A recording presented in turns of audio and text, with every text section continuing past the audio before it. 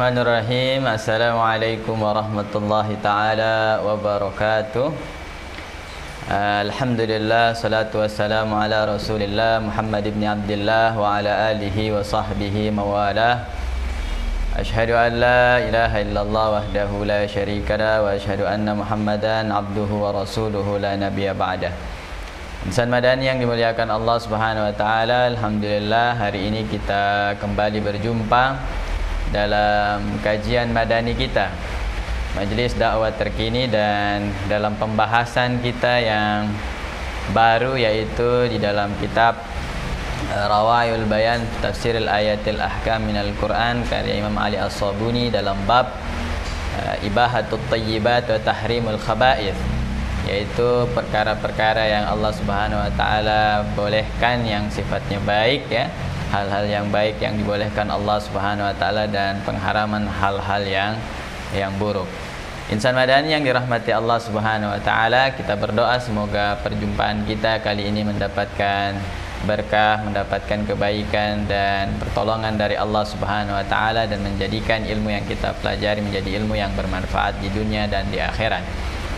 Salam taslim untuk Rasulullah SAW. Allahumma salli wa sallim barik alaihi wa ala alihi. Semoga kita beruntung mendapatkan syafaat sallallahu alaihi wasallam.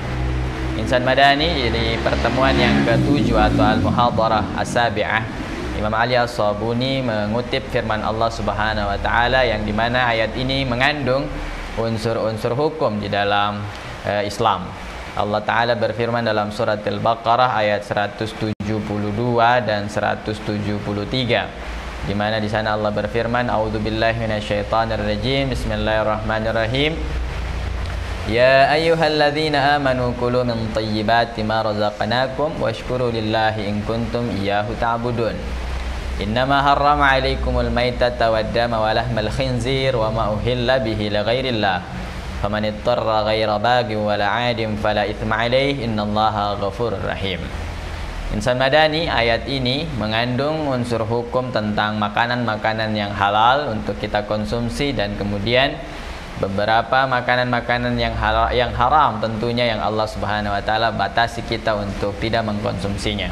Tentu kita semuanya harus insyaf dan sadar bahwa tidaklah Allah Subhanahu wa taala mengharamkan atau menghalalkan sesuatu itu, melainkan di sana ada kebaikan dan keburukan yang nantinya akan kembali pada diri kita. Allah mengharamkan sesuatu karena ada keburukan di sana. Allah Subhanahu wa taala membolehkan kita mengkonsumsi sesuatu karena memang di sana Allah Subhanahu wa taala titipkan kebaikan-kebaikan yang Allah Subhanahu wa taala baguskan untuk diri kita, insyaallah. Ayat ini di dalam sana kita kemudian mendengarkan beberapa kata yang perlu kemudian mengalami pendalaman. Di antaranya adalah washkuru lillah. Bersyukurlah kalian kepada Allah. Apa itu asyukru? Asyukru dikatakan huwal i'tiraf bin ni'mah, yaitu pengakuan kita terhadap nikmat-nikmat Allah Subhanahu wa taala, bahwa apa saja yang kita dapatkan dari kenikmatan-kenikmatan itu, ya, makanan-makanan, ya, pakaian dan segala rupa, ya, sedang nikmat kesehatan dan seterusnya, kita harus akui itu adalah miliknya Allah atau bersumber dari Allah Subhanahu wa taala. Ma darbi minat ta'zim, dan kemudian kita juga diminta untuk mengagungkan Allah taala. Nah, pengakuan dan pengagungan ini bisa terjadi dengan dua bentuk, dengan dua perwajahan. Imam Ali mengatakan al-i'tiraf bin ni'mah wa dzaka bitsana, ya. Jadi pengakuan nikmat itu kita bisa lakukan dengan cara memuji Allah Subhanahu wa taala. Dari dapat nikmat, ya, kita sehat hari ini, alhamdulillah. Kota Ambon hari ini di belakangan hari kita kemudian hujan terus-menerus sehingga beberapa wabah penyakit, ya, ISPA, saluran pernafasan, itu mulai mewabah di tengah-tengah kita. Alhamdulillah sampai hari ini kita sehat. Maka kesyukuran kita atas nikmat sehat ini kita ucapkan alhamdulillah. Atau ketika disajikan makanan, dalam bab yang tentunya kita bahas kali ini adalah makanan, maka ada sajian makanan-makanan yang lezat, makanan-makanan yang nikmat, makanan-makanan yang baik, yang makanan-makanan yang bergizi, maka kita harus mengucapkan ats-tsana, pujian terhadap Allah Subhanahu wa taala dengan mengucap alhamdulillahirabbil alamin. Watsani, perwujudan daripada rasa syukur kita itu juga bisa dilihat dengan sarfun ni'mah fi ma yurdillah. Jadi menggunakan nikmat-nikmat itu terhadap apa-apa yang Allah Subhanahu wa taala ridhoi, ya. Di bawah tadi pendengaran, di bawah tadi penglihatan, di bawah tadi tangan dan seluruh anggota tubuh, nikmat-nikmat yang Allah Subhanahu wa taala berikan sehat itu bukan untuk kemaksiatan, tetapi dibawa, dipakai, ya, digunakan semuanya untuk berbakti, taat kepada Allah Subhanahu wa taala dan menjadi hamba yang saleh. Insan madani, kata yang kemudian juga perlu kita mafhumi dengan benar adalah uhilla li ghairillah. Jadi kata uhilla li ghairillah ini kalau kita dapatkan terjemahannya adalah yang disembelih, ya, untuk selain Allah, ya. Jadi maknanya sebenarnya kalau ditulis oleh Imam Ali As-Sabuni, wa aslul ihlal raf'us saut. Jadi asal kata ihlal itu adalah meninggikan suara inda ru'yatil hilal. Dulu orang-orang kalau melihat bulan sabit atau awal bulan baru, mereka akan meninggikan suaranya, wow, saya sudah ada bulan, begitu. Ibarat kalau kita mau ilustrasikan itu, kita lagi awal bulan dapat gaji, ya, biasanya suaranya besar, ya, jalannya agak membusung, ya, begitu kira-kira kalau awal bulan, ya. Tapi kalau sudah akhir bulan biasanya sudah mulai meredup, ya, semangat dan sinar wajahnya, ya. Jadi sinar dan perlakuan kita itu tergantung dengan awal dan akhir bulan. Nah, kira-kira begitu, ya. Raf'us saut, orang-orang zaman dulu kalau bulan baru atau ada hilal baru, ya, mereka akan kemudian meninggikan suaranya untuk mengabarkan bahwa sudah bulan baru. Kemudian semasta'mala fi raf'is sauti mutlaqan. Kemudian hal ini, al-ihlal itu sendiri berganti pemaknaannya menjadi menyempit, bahwa itu dimaksudkan adalah meninggikan suara. Nah, kenapa sampai dikatakan atau Allah memilih diksi, Allah menggunakan kata uhilla li ghairillah? Karena memang wa kanal musyrikun, dikabarkan bahwa konon orang-orang musyrik itu idza dzabahu, kalau mereka menyembelih hewan, ya, dzakarusmal Lata wal Uzza, mereka itu menyebut nama Lata dan Uzza, ini nama berhala, ya, warafa'u bidzalika aswatihim, dan mereka kemudian sambil menyembelih menyebut Lata dan Uzza itu mereka meninggikan suaranya. Jadi akhirnya dikatakan di sini Allah memakai diksi uhilla li ghairillah. Ini ada historinya. Kata ini mengandung histori bahwa ada hewan-hewan atau ada makanan-makanan yang kemudian disembelih ataupun diperuntukkan bukan atas nama Allah atau untuk Allah Subhanahu wa taala. Jadi persembahan kepada selain Allah untuk menyekutukannya. Jadi kalau bahasa kita itu adalah sesajen, ya, sesajian, ya. Ini adalah sesuatu yang kemudian Allah juga haramkan. Wal makna hurrima alaikum ma dzubiha lil asnam wat tawaghith wal tawaghith wa dzukira alaihi ismu ghairallah. Jadi segala sesuatu yang dipotong dengan mengucapkan selain nama Allah dan diperuntukkan untuk selain pada Allah, maka itu adalah semuanya adalah haram, ya, baik itu adalah sembelihan maupun makanan yang lainnya, apa itu buah-buahan, apa itu adalah nasi, apa itu adalah pulut, apa itu adalah cucur, ya, atau itu gogos, ya, atau itu adalah kue Hercules yang di kita ini, maka itu juga adalah sesuatu yang menjadi haram ketika digunakan untuk persembahan. Ittorra, di sini ada kata faman ittorra. Apa itu ittorra? Ittorra ini adalah ad-darurah, hullat, ya, bihi ad-darurah. Jadi karena kita terpaksa, karena satu keadaan yang memaksa, ya, darurat, maka itu dia Allah Subhanahu wa taala sebutkan. Kemudian baghin, apa itu baghin, ya, talib bi khairin aw li syarrin wa minhu hadis ya baghil khair aqbil. Jadi maksudnya adalah memohon, ya, famanittarra ghaira baghin, siapa yang kemudian dalam keadaan bahaya ghaira baghin. Ghaira baghin ini adalah dia tidak melebihi hadnya, ya, tidak melebihi batasannya, tidak melebihi kemudian sampai dengan hal-hal yang sewajarnya, maka itu juga diperbolehkan. Maka makna keseluruhan daripada ayat yang kita bacakan di 172 dan 173 ini, Allah kemudian ya'murullah jalla thana'u ibadahul mu'minin bi ayyatamatta'u fi hadhil hayat.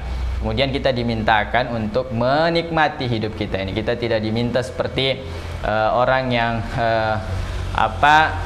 tidak menyukai makanan tertentu ya, padahal itu adalah halal, atau mengharamkan dirinya mengkonsumsi barang tertentu, pada itu adalah barang yang halal. Allah ingin kita menikmati juga kehidupan dunia ini dengan makanan-makanannya yang lezat dan kemudian minuman-minumannya yang nikmat. Itu Allah Subhanahu wa taala inginkan untuk kita rasakan. Maka di sini Allah Subhanahu wa taala menggunakan kata panggilannya yang kemudian dikhususkan untuk orang-orang beriman, karena bagian-bagian berikutnya itu adalah bagian larangan dan perintah berikutnya ini adalah yang hanya bisa dilakukan oleh orang-orang yang beriman, yaitu membatasi dirinya daripada makanan-makanan yang Allah Subhanahu wa taala sebutkan sebagai makanan yang haram. Tsumma bayyana ta'ala ma harramahu alaihim. Allah menjelaskan kepada kita apa-apa yang haram ya. Apa saja yang haram itu? Al-maitah. Maitah itu adalah bangkai ya, mayit ya. Di sini dia kalau kita biasa bilang mayit, padahal itu bisa juga diartikan adalah bangkai. Waddam itu adalah darah. Walahmal khinzir ini adalah daging babi. Wa ma uhilla bihi li ghairillah, dipotong bukan di atas nama Allah, atau dipotong bukan dimaksudkan untuk Allah Subhanahu wa taala ya, tujuannya untuk persembahan dan kemusyrikan, maka itu barang-barang makanan-makanan yang kita tidak boleh sentuh. Insan madani yang dirahmati Allah Subhanahu wa taala, sentuhan-sentuhan khusus yang kemudian perlu kita dalami dalam ayat ini disebutkan di sana adalah al-murad minat tayyibat ar-rizqul halal. Yang Allah Subhanahu wa taala maksudkan dengan at-tayyibat ya, wahai orang-orang yang beriman, kulu min tayyibat, makanlah apa-apa yang baik. Apa-apa yang baik itu adalah rezeki yang halal. Ya, cara memperolehnya, barangnya, ya zatnya itu adalah sesuatu yang halal. Bukan sesuatu yang kita peroleh dari cara menipu, cara mencuri, cara-cara yang haram. Tentu ini Allah Subhanahu wa taala tidak inginkan untuk kita lakukan sebagai seorang beriman. Makanya tadi Allah panggil kita dengan cara ya ayyuhalladzina amanu ya, kulu min thayyibat, makan yang baik-baik, makan yang bagus-bagus, yang halal, yang baik gitu. Karena apa insan madani yang dirahmati Allah Subhanahu wa taala, itu sangat berpengaruh pada diri kita dan kualitas kita nantinya di hadapan Allah Subhanahu wa taala. Ya, kualitas doa kita, kemungkinan kita diterima atau ditolak itu juga berpengaruh daripada apa yang kita konsumsi ya.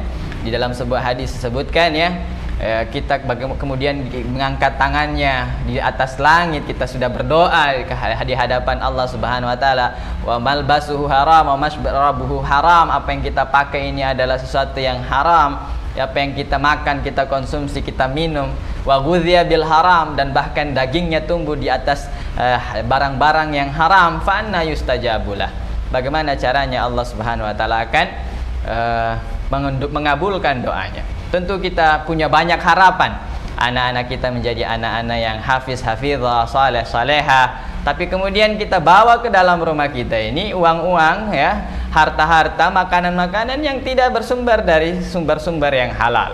Tapi kemudian kita punya pengharapan yang terlalu melebihi apa yang kita lakukan, maka fa anna yustajabulah, bagaimana Allah kemudian mau mengijabah harapan-harapan kita, doa-doa kita. Maka mulai hari ini insan madani yang dimuliakan Allah, jika kita pengen mempunyai anak yang hafiz, hafizah, saleh, saleha, jaga makanannya. Kita punya banyak cerita, punya banyak kisah bagaimana seorang alim yang nantinya akan dilahirkan seorang ulama besar, yaitu Imam Syafi'i, dari sebuah apel yang jatuh di atas air yang kemudian mengalir. Kemudian dia berupaya untuk mengembalikan pada tuannya dan memohon kehalalannya. Akhirnya lahirlah seorang ulama besar. Saya di beberapa kesempatan bertemu dengan teman-teman yang kemudian punya kecemerlangan dalam hafalan Quran mereka. Mereka itu kemudian sangat menjaga makanan mereka ya.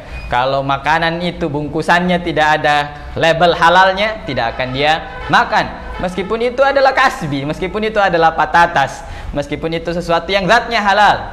Ketika ditanya kenapa tidak makan padahal ini zatnya halal, ini adalah kasbi, ini adalah halal, maka dia bilang untuk menjaga generasi-generasi kita agar supaya menjadi penghafal Quran juga. Nah, sampai sebegitu orang-orang menjaga dirinya daripada makanan yang halal agar tidak tumbuh dalam diri ini daging yang bersumber dari barang-barang yang haram, agar generasi-generasi berikutnya adalah generasi-generasi yang menghafal, penghafal Quran, soleh-soleha, taat pada orang tuanya, maka mereka menjaga dirinya sampai seperti itu. Insan Madani, semoga kita dikaruniakan kemampuan untuk menjaga diri dari barang-barang yang haram.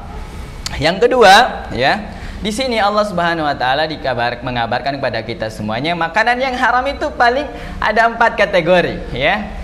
Maitah, bangkai, wadam itu adalah darah, ya, walahmal khinzir itu adalah daging babi, wa ma uhilla bihi li ghairillah yang dipotong atau sesajian, ya. Nah, ini 4 yang Allah sebutkan ini haram. Sedangkan yang halal yang mana saja? Yang banyak sekali. Tentu Allah Subhanahu wa taala menyiapkan untuk kita banyak sekali yang halal, sedangkan menyebut yang haram hanya sedikit. Betapa maha besarnya Allah, maha rahimnya Allah, maha penyayangnya Allah, tidak menyebutkan banyak yang haram, tapi kemudian menyebutkan sedikit sekali yang haram. Yang haram berarti Allah menyiapkan untuk kita banyak sekali makanan yang halal. Lah, kenapa kita mencari yang haram? Kenapa kita terobsesi sekali untuk memakan daging babi itu, ya? Padahal dia haram. Kenapa kita sangat menyenangi dan mengandrungi minyak babi itu? Padahal itu adalah haram. Sedangkan Allah menyiapkan banyak sekali yang halal-halal di tempat lain, tapi kemudian kita tidak memilih opsi yang ada. Insan Madani yang dirahmati Allah, ini melambangkan betapa Allah maha pemurah, Allah maha penyayang kepada kita semuanya, menyebutkan yang haram hanya sedikit saja, sedangkan membiarkan kita mengonsumsi, ya, mengonsumsi yang halal dengan begitu banyaknya. Begitu. Insan Madani, terakhir daripada apa yang disebutkan dalam sentuhan-sentuhan ini adalah bahwa keharaman itu bukan hanya terletak pada zatnya saja, ya, tapi Allah Subhanahu wa taala juga mengharamkan kita pada akalnya, ya, karena di sana hurrima alaikumul maitah, ya. Hurrimat alaikum innama harrama alaikumul maitah. Allah haramkan kita daging bangkai. Yang maksud Allah di sana adalah aklul maitah. Jadi kita diharamkan juga untuk memakan daging bangkai. Nah, kita lanjut pada hukum-hukum yang terikat pada ayat ini. Yang pertama adalah hal al-muharram fi ayatil maitah al-aklu amil intifa. Apakah kita ini diharamkan makan daging bangkai, ya, atau bangkai, atau kita diharamkan untuk memanfaatkan bangkai? Ada perbedaan itu, memakan bangkai atau memanfaatkan bangkai. Misalnya kita temukan bangkai sapi, ya, bangkai tapi itu, ya, dagingnya tentu kita tidak bisa konsumsi, tapi kulitnya, ya, kulit sapi mungkin kita bisa jual, ya, tanduknya mungkin kita bisa lakukan sesuatu, begitu. Apakah ini boleh? Atau kita temukan bangkai-bangkai yang lainnya, ya, kemudian kita usahakan untuk kemudian kita jual beli dengannya, ya, apakah itu boleh? Atau barang-barang haram yang lainnya, apakah itu boleh? Nah, disebutkan di sini waradat tahrim fi hadhil ayat musnadan ila ayanil maita waddam. Ya, jadi yang diharamkan itu adalah pada zat bangkai dan darahnya. Wa qad ikhtalafa al-fuqaha hal al-muharram al-akl faqat am yuhramu sa'ira wujuhil intifa. Apakah juga diharamkan selain kita memakannya, atau yang diharamkan adalah seluruh perwujudan daripada pemanfaatannya juga diharamkan. Maka zahaba ba'dul ulama ila annal muharram innama huwal aqlu faqat. Ada yang bilang yang diharamkan itu hanya makan saja. Tapi kemudian nanti untuk memanfaatkan bangkai itu, kulitnya, tanduknya, itu juga itu diperbolehkan, ya, apalagi atau untuk diperjualbelikan, ya, itu diperbolehkan. Kulu min thayyibat ma razaqnakum, mereka mengatakan makan apa yang telah yang baik-baik dari apa yang Allah Subhanahu wa taala berikan rezeki pada kalian, ya. Famanittarra ghaira bagin. Jadi yang dimaksudkan famanittarra ghaira bagin ini makannya saja, ya, tapi intifa padanya itu dibolehkan. Jadi waqala al-jassas wa tahrimu yatanawalu sa'irul wujuhil manafi'. Al-jassas, ya, ulama mengatakan diharamkan juga kita bukan hanya sekedar makannya, tapi juga adalah untuk memanfaatkannya. Fala yajuzul intifa' bil maitah ala wajhin wala yut'imuha al-kilab wal jawari. Jadi bahkan untuk dikasih makan anjing saja itu bangkai tidak boleh, ya. Dan binatang-binatang yang lain. Ini karena apa? Memanfaatkannya juga dilarang. Tapi insan madani kalau kita merujuk pada dalil-dalil yang lain, misalnya di dalam kitab fikih bagaimana cara membersihkan kulit dengan samak atau dengan tanduk tadi, bagaimana cara memanfaatkannya, maka tentu akan kita temukan penjelasan-penjelasan lain. Tapi yang perlu kita pahami dari kitab ini bahwa ulama itu ada dua pandangan. Yang pertama adalah mengharamkan secara mutlak, tidak boleh dimakan, tidak boleh dimanfaatkan. Ada juga yang kemudian meluaskannya, bukan kalau diharamkan untuk dimakan, tapi dimanfaatkan masih diperbolehkan. Al-hukmu tsani, hukum yang kedua, ma huwal hukmul mita minas samak wal jarad. Bagaimana kalau bangkainya itu adalah bangkai ikan dan bangkai belalang begitu. Jadi apakah masih halal karena mereka ini termasuk dalam kategori bangkai? Maka kenapa insan madani yang dimuliakan Allah Subhanahu wa taala, bangkai ini kalau orang kafir bilang, ya, orang-orang musyrik pada zamannya mengatakan, untuk menyelisih pandangan orang-orang muslim pada saat itu, kalian ini tidak makan bangkai, padahal bangkai itu yang mematikan adalah Allah, ya. Allah yang mematikannya. Saya burung jatuh tiba-tiba, ya, kemudian kita temukan sudah tergeletak di tanah, yang mematikan adalah Allah, ya. Sedangkan kalian makan apa yang kalian sembelih, sedangkan yang kalian sembelih itu kalian yang menjadi penyebab dia kemudian mati begitu.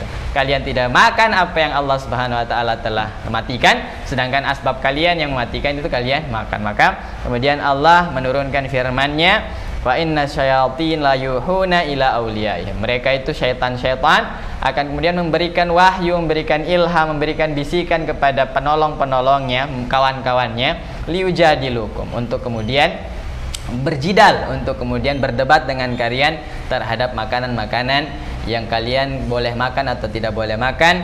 Wa in ata'tumuhum innakum lamusyrikun. Kalau kalian ikuti apa yang mereka katakan, maka kalian juga termasuk orang-orang yang musyrik. Jadi sumber makanan yang halal, sumber makanan yang haram itu menentukan posisi kita di hadapan Allah Subhanahu wa taala. Gudziya bil haram, apakah daging kita tumbuh di halal atau di haram, itu sangat mempengaruhi posisi kita di hadapan Allah Subhanahu wa taala. Maka bagaimana dengan bangkai samak ikan tadi dengan bangkai belalang?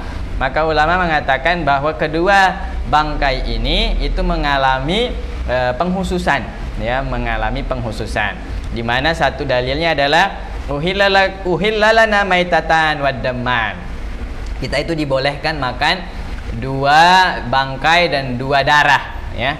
Apa itu bangkai yang boleh? As-samak wal jarad, bangkai ikan dan bangkai belalang. Jadi kalau nelayan menangkap ikan di lautan memakai jaring atau memakai pancing, tidak pernah disembeli dengan kemudian bismillah, disembeli kemudian dengan mengucapkan bismillah. Ketika nyampe di atas perahu ataupun kapalnya, bangkai ikan tadi sudah menjadi bangkai, maka boleh dimakan, ya. Wal kabdu wat tahan, kita boleh makan hati dan limpah. Pada dasarnya itu adalah terurai atau terbentuk dari gumpalan-gumpalan darah, ya. Kemudian untuk masalah bangkai-bangkai yang ada di laut, ya, di dalam sebuah sabda Rasulullah SAW mengatakan huwat tahuru ma'uhu al-hillu maitatuh, bahwa air laut itu suci dan mensucikan, kemudian bangkai-bangkainya itu halal, kecuali nanti kita akan menemukan bangkai-bangkai ikan yang mengambang secara sendiri, ya. Kita temukan biasa ada fenomena ikan mengambang di atas permukaan, entah mengapa sebabnya, padahal ikan itu adalah ikan. Kalau di sini kita di Maluku bilangnya ikan batu-batu, itu ikan enak-enak, tapi kemudian dia mengambang di atas laut, ya. Maka Imam Al-Hanafi, ya, tidak membolehkan kita dalam madhabnya mengkonsumsi binatang-binatang yang mengambang yang tidak jelas itu di atas laut, ya. Illa annal maliki abahu aklal maitas samak wa baqiyal jarad. Dan Imam Malik secara spesifik meskipun tadi hadisnya ada mengatakan belalang boleh, tapi dalam mazhab Imam Malik tidak boleh mengkonsumsi belalang. Nah, di bagian-bagian tempat tertentu dan peradaban-peradaban yang berbeda, tentu kita yang tidak biasa makan belalang tidak tertarik.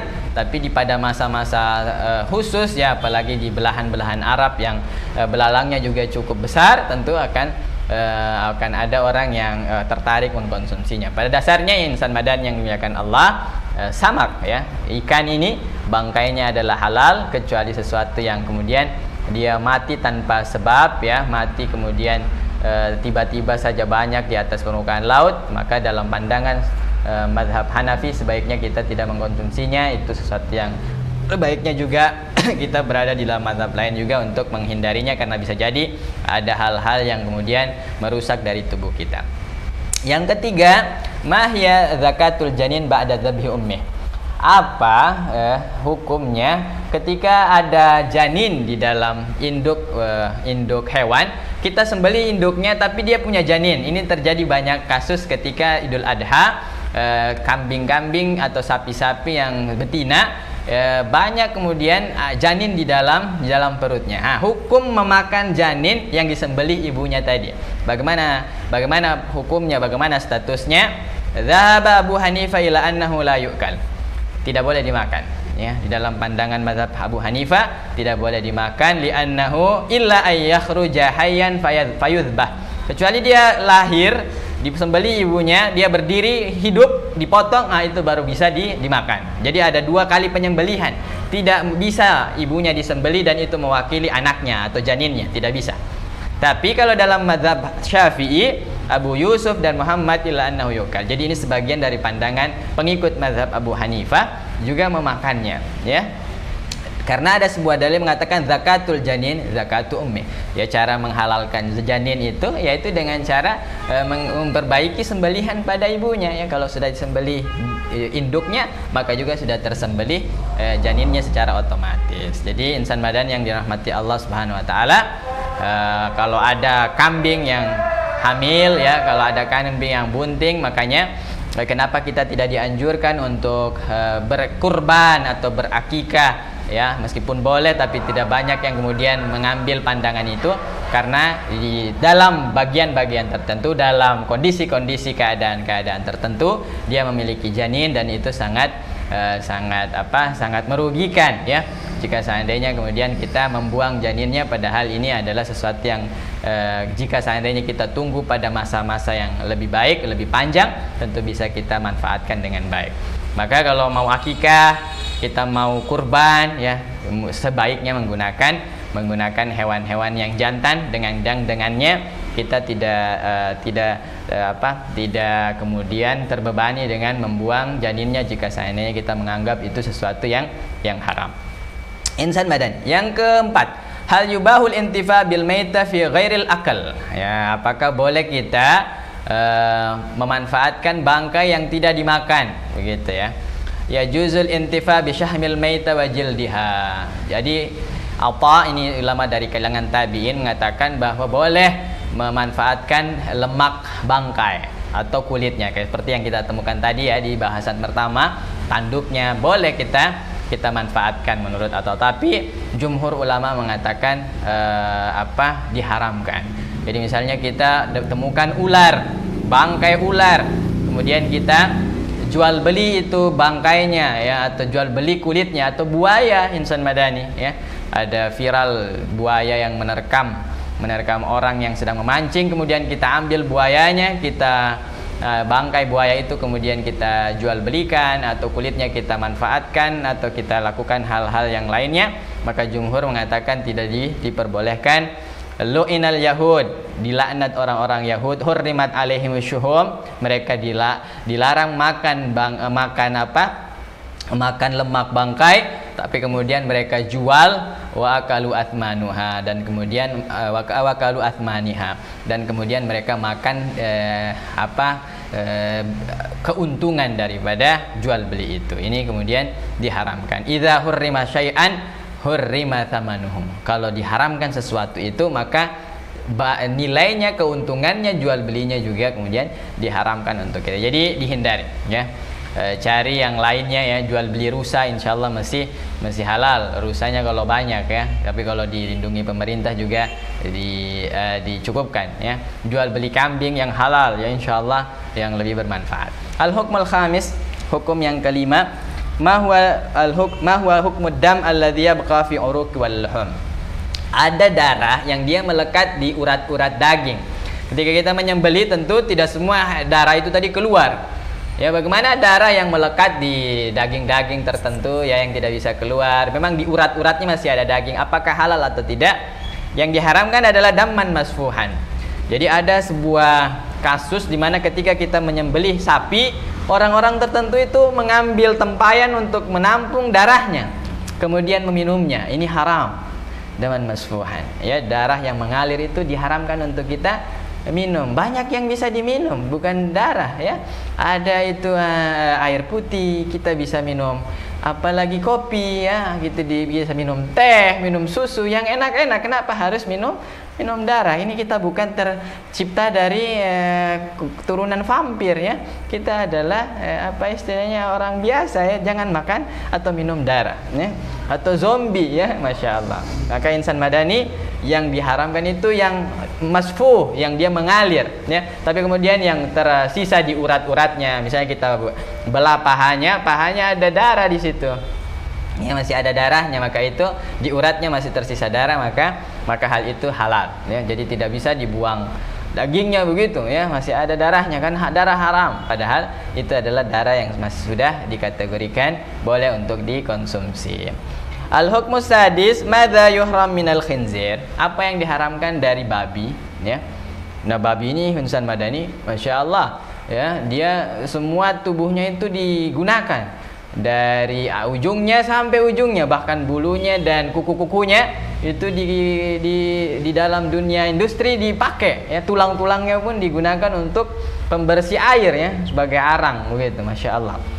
Nah, apakah kita boleh memanfaatkan bagian-bagian yang lainnya? Maka di sini dikatakan tahrim lahmal khinzir wa qad dhahaba ba'd adh-dhahiriyah ila anna al-muharram lahmu la syahmu. Di dalam mazhab zahiri ya, ini mazhab zahiri mengatakan bahwa yang dilarang dagingnya tapi lemaknya boleh. Tapi sebagian besar jumhur ulama mengatakan bahwa dagingnya diharamkan, bahkan memanfaatkannya juga, intifa' bihi ya, menjual belikannya juga itu diharamkan. Jadi tidak boleh kita muslim bisnisnya adalah jual beli babi ya. Beta yang makan Ustaz, tapi beta punya kandang ya. Beta piara 1-2 ekor ya, kaki-kaki pendek itu beta piara 1-2 ekor ya, beta jual beli. Nah, tidak boleh ya. Intifa ya, makan, konsumsi ya, itu dilarang. Meskipun nanti di dalam mazhab Abu Hanifah zaman dulu memang ada kerajinan yang dibuat dari bagian-bagian tertentu dari daging babi, tapi atau dari babi itu sendiri ya. Kemudian sebagian ulama yang jumhur yang besar ya mengharamkan kita untuk intifa dengan daging babi ini. Terakhir insan madan yang dimuliakan Allah, maladzi yubahu lil muttar minal maitah. Jadi kalau kita orang yang berpergian ya di hutan, di suatu tempat atau dalam keadaan tertentu, kita tidak temukan apa-apa kecuali bangkai, bagaimana dia punya skala makannya ya, orang yang terdesak itu ya. Jadi ad-darurat turfa'at tahrim. Jadi ada yang mengatakan ya sampai kenyang juga tidak mengapa ya. Tapi yang kemudian yang lain jumhur mengatakan inna ibahatud darura fatuqaddar li annal ibahatud darura fatuqaddar biqadariha. Jadi kalau sudah dirasa cukup untuk membentengi kita dari kematian karena lapar, maka itu sudah harus mengakhiri daripada mengkonsumsinya. Kita berjalan di tengah hutan, yang kemudian kita dapatkan itu dari jeratan kita adalah kambing hutan misalnya, terjerat atau ayam hutan dan dia sudah mati menjadi bangkai, dan sedangkan kita sudah dalam keadaan lapar sehari atau 2 hari ya, kita bisa bertahan dari makan 3 hari misalnya, kita kemudian mengkonsumsinya, maka itu juga diperbolehkan hanya dengan sekedar untuk mengganjal tubuh kita, jangan sampai tumbang karena kelaparan. Insan madani yang dimuliakan Allah Subhanahu wa taala, di hikmatut tasyri'. Bagaimana sampai Allah Subhanahu wa taala memberikan hikmah yang begitu besar daripada mensyariatkan untuk mengharamkan bangkai, mengharamkan darah, mengharamkan daging babi, mengharamkan kemudian sesuatu yang disembelih ataupun diperuntukkan untuk selain Allah. Pertama, khabitha lahmuha, mungkin saja dagingnya itu sudah busuk, sudah berpenyakit. Maka jangan sampai ketika kita makan, kita konsumsi, kita juga ikut terbawa penyakitnya. Fali annal maut fujai yaqtadi bi qada'il mawadid darrah fi jismiha. Bisa jadi kalau dia adalah bangkai-bangkai yang mati mendadak, mati tiba-tiba di lautan, kemudian kita konsumsi, pasti ada sesuatu yang membuat dia mati mengambang di lautan, sehingga kalau kita makan, kita juga bisa terkena sesuatu yang membahayakan diri kita. Begitu. Jadi ini Islam betul-betul mengatur kita di dalam syariat ini agar kita juga jasmani kita sehat, agar kita ini tumbuh dengan baik, agar kita tidak berpenyakit, maka mengkonsumsi sesuatu yang baik-baik. Wa amadam al-masfu faliqadaratihi wa dararihi aidan. Darah itu ya yang mengalir tadi, yang sapi yang kita sembelih, tolong dihentikan lah insan madani ya. Yang masih punya pemahaman bahwa darah itu nanti akan membuat kita kuat, membuat kita bertenaga, berotot dan lain-lain. Sesungguhnya itu adalah kotoran ya, dan kotoran itu akan membahayakan diri kita. Wa amma lahmal khinzir, adapun lahmal khinzir ya, dia adalah najasat, dia itu najis dan kotor. Dan meskipun nanti kemudian dikatakan nanti suatu masa ada penemuan bahwa dengan derajat tertentu ya kita bisa menghilangkan cacing-cacing pita, najis-najis yang ada di dalam daging babi itu, apakah sudah bisa dikonsumsi? Lihat bagaimana jawaban daripada Imam Ali As-Sabuni. Wa yansaha ula'in nas anna ilmahum qad ihtaja ila qurunin tawila. Kita mengetahui bahwa kenapa daging babi itu dia berbahaya, karena ada daging cacing pitanya atau ada bangkai, ada hewan-hewan yang membahayakan di dalam tubuhnya itu dengan penemuan yang memerlukan masa yang sangat panjang. Sedangkan Islam sudah mengharamkannya jauh sebelumnya. Jadi Islam sudah mengharamkan, baru ketemu kenapa sampai asbab diharamkan. Nah, kalau kemudian hari ini kita temukan asbab diharamkan, bahwa nanti ada derajat tertentu, ada masa tertentu, ada kadar api tertentu yang kemudian menghilangkan zat-zat yang berbahaya itu, maka harusnya kita juga paham, bisa jadi bukan hanya sekedar itu yang menjadi asbab dia diharamkan, masih banyak sekali masalah-masalah yang bisa timbul diakibatkan kita mengkonsumsi daging babi ini, dan itu perlu banyak waktu lagi ya, yang kita berikan untuk ilmu pengetahuan sampai pada batasan menyebutkan sebab-sebabnya. Maka kita harus lebih lega insan madani. Kalau daging babi ini diharamkan ya, dan baru kita temukan dalam abad-abad yang panjang kenapa diharamkan, dan itu baru satu sebabnya, maka harusnya kita lebih lega, lebih memberikan porsi pada agama kita, menahan diri untuk tidak mengkonsumsinya meskipun sudah ada penemuan-penemuan yang menghilangkan cacing-cacingnya ataupun hewan-hewannya. Maka tentu agama ini mengharamkannya, banyak asbab penyakitnya, banyak asbab kemudaratan dan bahayanya. Oleh sebab itu Allah mengharamkan untuk kita. Dan uhilla li ghairillah, sesuatu yang disembelih di luar jalan Allah, disebutkan nama-nama Lata wal Uzza atau nama semboyan-semboyan yang lainnya, maka itu muharram karena Allah Subhanahu wa taala ingin membersihkan akidah kita ya. Kalau kita makan sesajian itu, maka tentu akan mengotori ruh kita.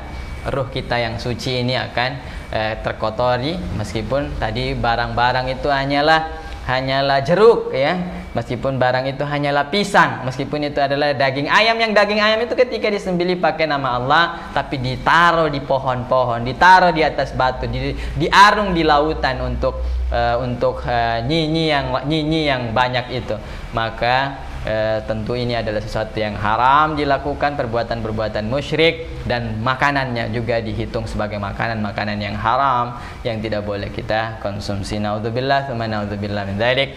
Semoga Allah menjaga kita, keturunan kita dari barang-barang yang haram, dan kemudian melahirkan dari diri kita, turunan-turunan kita adalah turunan yang menjaga Quran, jadi menjaga agamanya Allah, saleh-salehah, karena kita juga menjaga diri dari barang-barang yang haram.